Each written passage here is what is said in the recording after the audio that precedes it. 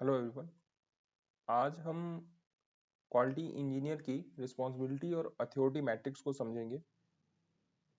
एक एक करके समझते हैं। स्टार्टिंग करते हैं हम जॉब रिस्पॉन्सिबिलिटी से।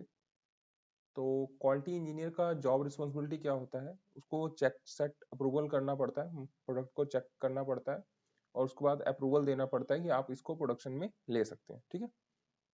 इन प्रोसेस रिपोर्ट की क्वालिटी बनानी पड़ती है, मेंटेन ऑल रिकॉर्ड करने पड़ते हैं। पहला।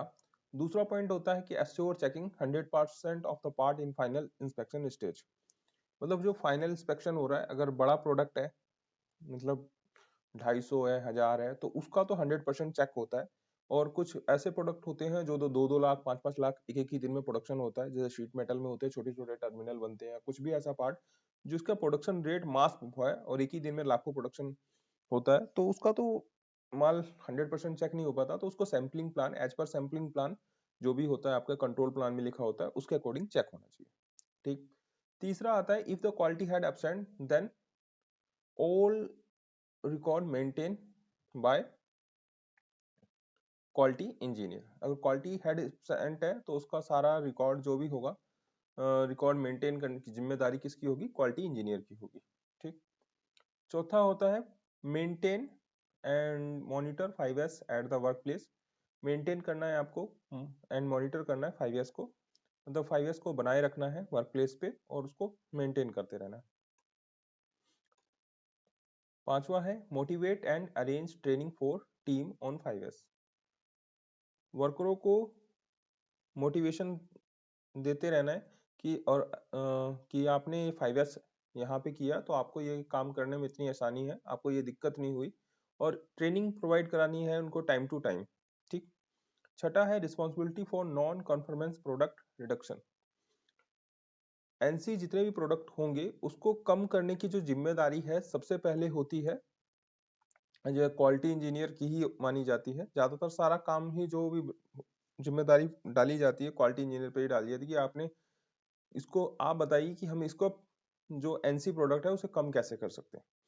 सेकेंडरी प्रोडक्शन वाले पे आते हैं, सबसे पहले क्वालिटी वाले की जिम्मेदारी होती है, तो इसकी रिस्पॉन्सिबिलिटी भी डाली गई है क्वालिटी इंजीनियर पे कि आप एनसी प्रोडक्ट को, जैसे पहले 10 आता था एनसी प्रोडक्ट बनते थे, तो आप उसको कैसे कम से कम कर सकते हैं, वो जिम्मेदारी भी उसी की, क्वालिटी इंजीनियर की।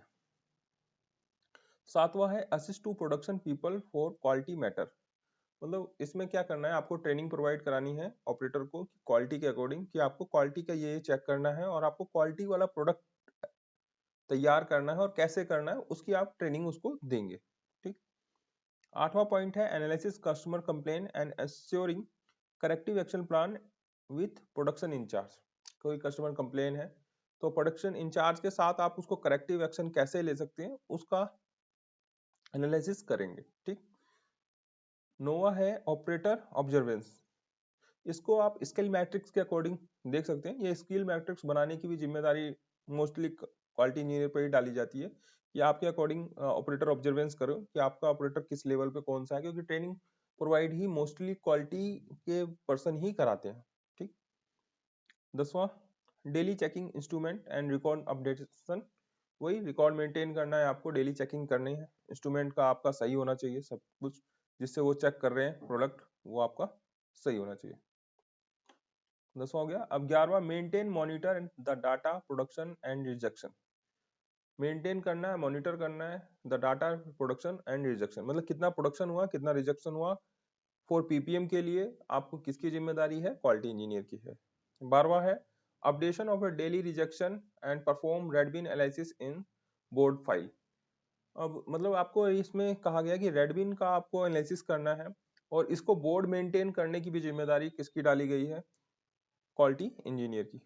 13 है update the ppm chart on monthly basis. वो ये डेली कर रहे हो आपको, फिर फाइनली मंथ कंप्लीट हो जाता है तो उसके अकॉर्डिंग भी कर लेना है, मंथ के वाइज भी अकॉर्डिंग भी करना है।